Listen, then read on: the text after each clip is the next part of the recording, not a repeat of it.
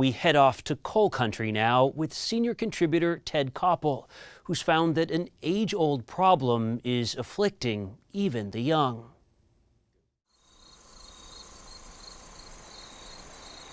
West Virginia, October.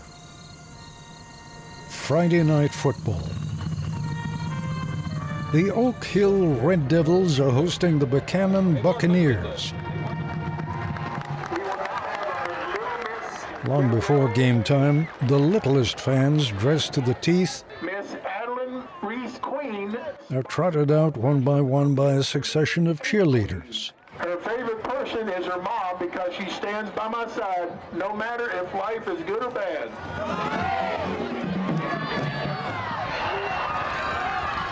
When the cheerleaders crank up their own routine, a few veterans of the squad from a generation or two ago are discreetly keeping pace in the back row. In small-town America, Friday night football is a family event.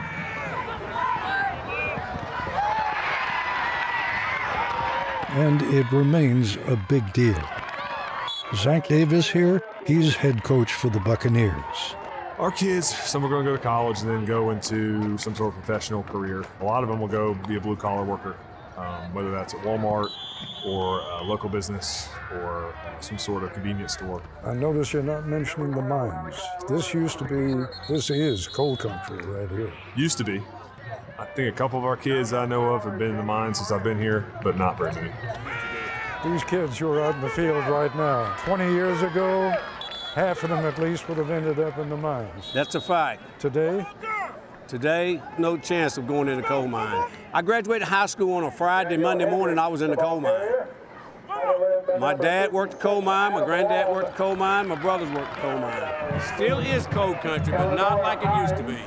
Don Barrett used to be a miner. 23 years in the coal mine. Everybody was working, there was jobs everywhere, people buying new homes, new cars. Life was good. That was the upside. Mining, of course, was always a dangerous job, and 1 in every 5 miners has for years ended up with black lung. Black lung is a bad disease. I have problems with breathing, you have coughing, you just suffer to where you can't do the things that you used to do. Kevin Winkle is taking what's called a pulmonary function test. Big deep breath in, blast it out hard. Keep pushing. It identifies just how badly impaired his lungs have become.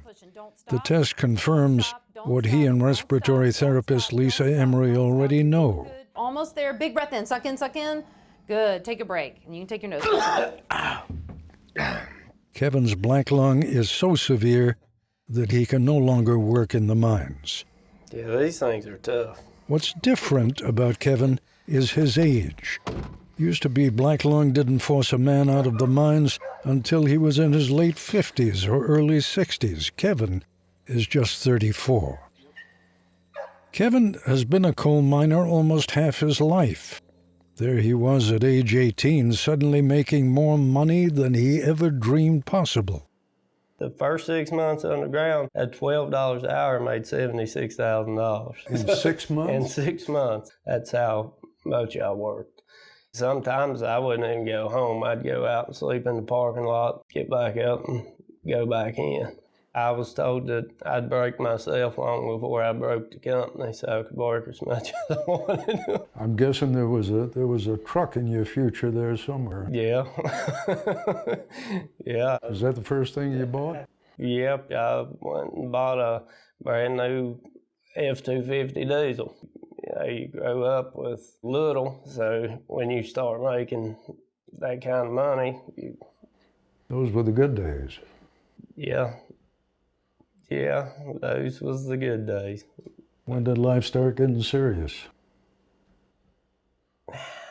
When my son was born.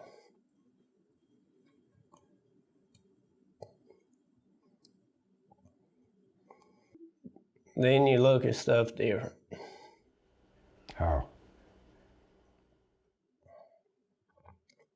You really realize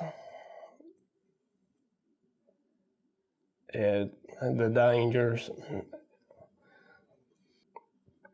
when you have something to live for instead of just yourself.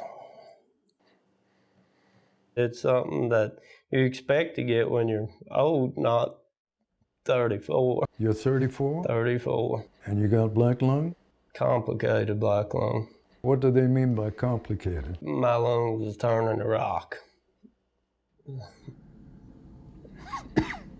Kevin is just one of many young miners showing up at the New River Health Clinic. This is a complicated pneumoconiosis, so he has the worst form of black lung. That's respiratory therapist Lisa Emery again. Our rates of black lung in central Appalachia are skyrocketing. Why is that, Lisa? It seems that the miners are having higher exposure levels to silica dust. You tell me if I'm oversimplifying it. They're having to drill through more rock to get to the coal. Absolutely. And the rock dust, paradoxically, is more damaging to the lungs, even than the coal dust is. That's right. It's smaller, it's finer. It's a dust called silica dust. This is the second of 3 public hearings that MSHA is holding on the proposed rule lowering miners' exposure to respirable crystalline silica. MSHA, the Mines Safety and Health Administration, has proposed a new rule that would lower miners' exposure to that silica dust. And I'm happy to see this included in the proposed rule. It's a rule that needs congressional approval, but still faces Republican opposition. It needs to be reinforced by MSHA and not by the coal companies. We contacted several mining trade associations. All declined the opportunity to comment. We've already got the limits for black lung coal dust. Right. This is silica dust, which has been there present all the time, and it cuts your lungs. William Bolts Willis retired from the coal industry years ago, but he's still in the union. In fact, he's president of United Mine Workers Local 8843. But this, in and of itself, is going to change nothing. It may not, because there's no teeth in what they're doing to make the companies comply with this. Coal mining isn't a bad job. I do love coal mining, but it doesn't have to be the way it is. Roscoe, that's not his real name, is a 34-year-old working coal miner who fears that he already has black lung. The reason we're obscuring his identity is his contention that the mines routinely break the rules. What would happen if your name came out? Probably never have a job in the coal industry again. You serious? 100%. Roscoe explains what happens when an inspector comes on mine property. Everybody's crossing their T's and dotting their I's. Everything's done right. When we're underground and an inspector pulls up on that property, before he ever gets out of the vehicle, the dispatcher calls underground and lets every section know that there's an inspector on the property. So by the time the inspector comes up to the section, everything's right. How many years has that been going on? Well, it's been going on since I've been Forever, in huh? Yeah. Yeah. They keep raising these dust laws and these ventilation laws for these coal companies, thinking that it's going to help this black lung matter, but it's not. Because? Because the laws that are in effect now would work if coal companies actually obeyed them and took care of their men full time instead of whenever there's just an inspector on the section. The only thing that mining companies understand is money. Sam Petzonk represents miners in their lawsuits seeking benefits for black lung. Coal companies rarely provide such benefits without being sued. We are seeing many young miners, hundreds in this region where I practice law, as young as their 30s, losing over a quarter of their lung to pure rock dust. It's a crisis. We've never seen so many young miners with such short exposures becoming so extremely sick. So for years now, you've been trying to get an improvement in the regulation, which you now have. Unfortunately, the rule lacks any significant enforcement mechanism. Before the rule is finalized, the Department of Labor must add significant enforcement mechanisms and specified monetary penalties for violating this rule. Or else? or else, unfortunately, we have no reason to expect that the rate of black lung and silicosis will decline in this country. There's some kind of a gauge that measures... A dust pump. A dust pump that measures the dust in the air. It takes in that dust and traps it in a filter. Kevin Weichel explains how he says the mines stack the deck when it comes to testing for air quality. Company pumps, you would keep them in clean air to make sure that they passed. So really what the inspectors were seeing was not a normal shift. Was not a normal shift. If the inspectors had actually seen what the real reading was, what would the difference have been? Significant. And what would that have meant? A lot of changes. In ventilation, they'd up the air required on each machine. It would have been more expensive for the company? Yeah, it would have been more expensive and a great loss of production. You think that happens a lot? I know it does. And anybody says it don't's lying.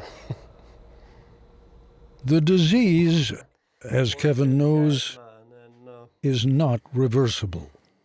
It's progressing, it will progress, whether I'm in the dust or not. It's still going to grow and lead to probably a lung transplant at some point in time. If you're lucky. If I'm lucky, yep. Expensive? Very. Have you got any idea what it costs? I don't. Tens of thousands of dollars. I'd say it's close to $1 million. Yeah. Really? Yeah. And the money is only part of the problem. There are wait lists and limited locations where lung transplants are performed, which can mean moving entire families for months at a time. Television programs don't dwell much on what comes next. The unexpected expenses, the likely relocation, the shifting responsibilities. Kevin and his wife Megan have 4 young children. Yes. What lies ahead is daunting for all of them. You've been silent throughout this whole thing. Yeah. Tell me a little bit about how this has been for you. It's been really depressing. Yeah. All of a sudden you got a lot more responsibility than you ever thought you were going to need. Huh? A lot of stress. Yeah.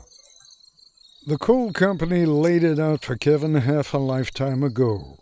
He'd break himself before he broke the company. And that's pretty much how it is.